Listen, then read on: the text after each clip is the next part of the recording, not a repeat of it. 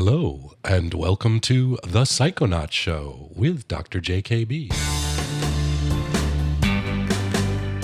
This is John K. Burton, MD, psychiatrist, psychoanalyst. And on this podcast, your captain on these voyages to explore strange new worlds in inner space. Our mission is to uncover knowledge that will ultimately make us more effective, more connected, and more attractive in our daily lives. In this episode, we are going to be exploring the Oedipus complex.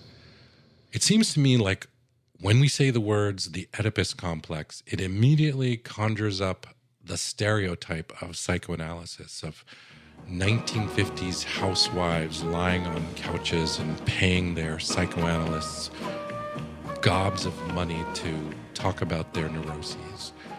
It brings up ideas of Sigmund Freud in Vienna and his concepts of penis envy and castration anxiety, which, by the way, we'll probably have an episode on. But at any rate, it seems like kind of something to make fun of, or a stereotype. On the other hand, it's a big part of popular culture. Like, everyone knows what it is. People will say, oh, that's so Oedipal, and everyone knows what they mean. But regardless, it kind of seems like a joke, and at least something that's not very relevant. But in this episode, what I want to do is get into it a little bit more and show you how it actually is something that is real and is relevant. So I want to tell you about a real-life example that I witnessed of the Oedipus complex with my yoga teacher, Ralph. And I was doing my yoga teacher training with him up on an ashram in California. And it was a beautiful setting, beautiful day. And his family was there, his wife, Mary, and his little boy, Max, who was about 4 at that time. And we're all sitting around in the beautiful California sun, eating our vegan meals and talking. And Max all of a sudden says, "Daddy," and he looks at Ralph with sort of a mischievous look in his eye and says, "Daddy, what's your favorite fruit?" And Ralph, who's a pretty straightforward guy, said, I like pineapples. Not reading too much into the question, though. I was sort of watching the interaction and saying, like, this is some kind of setup going on. And in fact, then Max turned to his mother, who was busy with the other students and trying to help everybody out, and said, "Mommy, what's your favorite fruit?" And Mary turned around and she looked at Max and she smiled and she said, "Oh, I think I like strawberries." And Max immediately lit up and said, "Mommy, that is my favorite fruit too. I love strawberries as well." And he kind of gave Ralph this sidelong look like, me and Mommy are over here loving our strawberries, and you're over there with your sad little pineapple that I don't want to have anything to do with. And at that point, Ralph did kind of pick up on the hostility and the mischievous that was going on, and he kind of didn't know what to feel. Ralph is a yoga teacher and likes to be very positive, but he wasn't feeling all that sure of what was going on. He was feeling pretty uncomfortable. And in fact, what was going on was the actual first manifestation in Max's life of the Oedipus complex. So what we see in this story of Max and his parents, Ralph and Mary, is the Oedipus complex. In fact, what it is the preference of one parent over another, wanting to have one parent to oneself and get rid of the other one. What's going on is a triangle. It's when the child is first aware that there is a relationship where one person can be excluded and the other two are excluding, and the child wants to be the one excluding, not to be the one that's excluded. Freud really wanted the Oedipus complex to explain all of neurosis, and in fact, strict Freudians always look for where is the Oedipus complex. I think in a more modern, flexible take on psychoanalysis, we think that's probably too rigid, but nevertheless, we think that it's very important.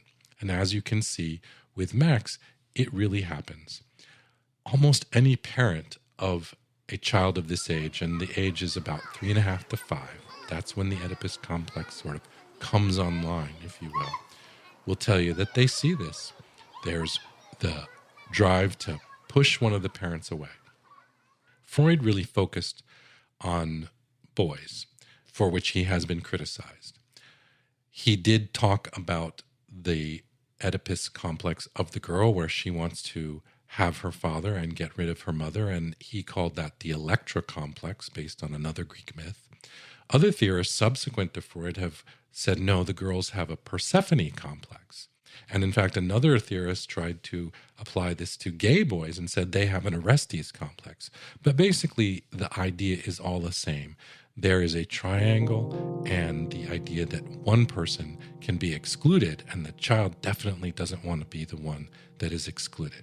I will tell you that I actually had an adult patient, and we talked about his experience of wanting to, remembered from his childhood, kind of side with his mother and, be annoyed with his father and get rid of him. And this actually, understanding this helped him to look at some of the patterns he had in his life as an adult and have better perspective on them.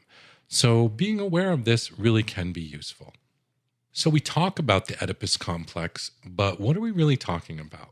Let's go back to the Greek myth and really think about what Freud was drawing on, because he named this complex after the Greek myth because he felt that it was universal, that this myth was a myth because it explains something that we all feel all the time. So the myth was this, that the queen and king of Thebes, the queen was Jocasta, the king was Laius, they had a baby, named him Oedipus. And that's actually not true. They didn't name him Oedipus. Oedipus means bound feet, and that comes later in the myth, but that's not important at this point. What they did was they had the baby and they took him to the oracle at Delphi to find out what his fate was. And they found out, the oracle said this, he's going to grow up to kill his father and marry his mother. Horrifying. Can't even imagine something worse. But this is going kind of back to the return of the repressed. When you find out this thing that makes you so uncomfortable, and what could be more uncomfortable than murder and incest, bad, the thing that you do to avoid that is the thing that brings it back again even worse. So what they do, they gave the baby to a shepherd to leave in the woods to be eaten by wild animals. Instead of leaving him in the woods, the shepherd couldn't bear to do that and took him to another king and queen, this time Corinth, where the king and queen of Corinth raised the baby Oedipus to manhood as their own.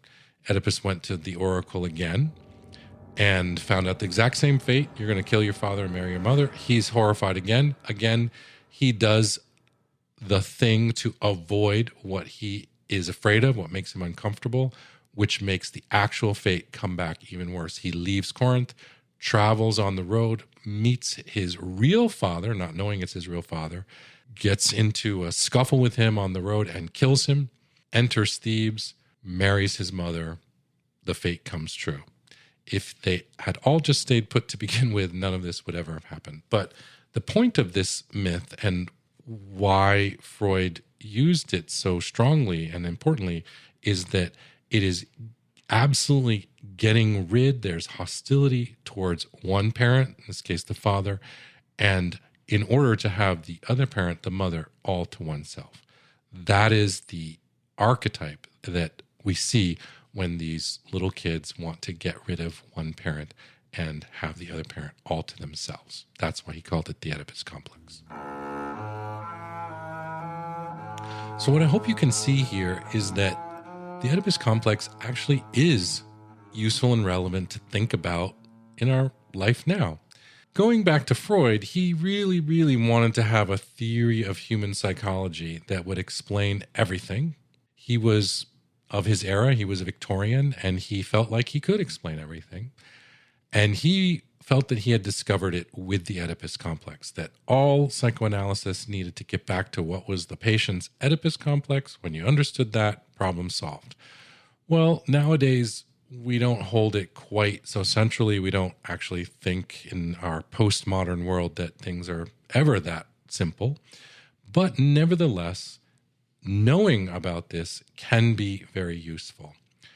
What does it have to do with? Sometimes it is very specific. I want to get rid of my father and I wanted to have my mother. And I feel terrible that I can't have my mother, and that causes my problems with women. Or it may be more about the idea of the triangle. And theorists subsequent to Freud, most specifically the neo-Kleinians, really focused on the role that this triangulation has. It is the first time, because of cognitive developments in the child around the age of 3.5 or 4, that the child is first able to think about threesomes, that two can get together and exclude a third. It also has to do with competition. I want to beat someone else. And the flip side of that is the awareness that I can be beaten, I can be excluded, which creates anxiety and fear. It's the first awareness that this kind of thing can happen. It creates an anxiety and a fear, and it motivates much of things that we do. So what is the advice here? Well, if you're a parent, especially if you're a dad, like Ralph, if it comes at you and you're a mom, same thing. If you feel like your child is favoring your spouse over you and you're feeling excluded, and because we all have been little kids and we've all felt excluded, it can stir up a lot of feelings. What you need to realize is this kid isn't just being nasty with you. He or she is not being a brat. You don't need to kind of like tell him he needs to be nice or whatever.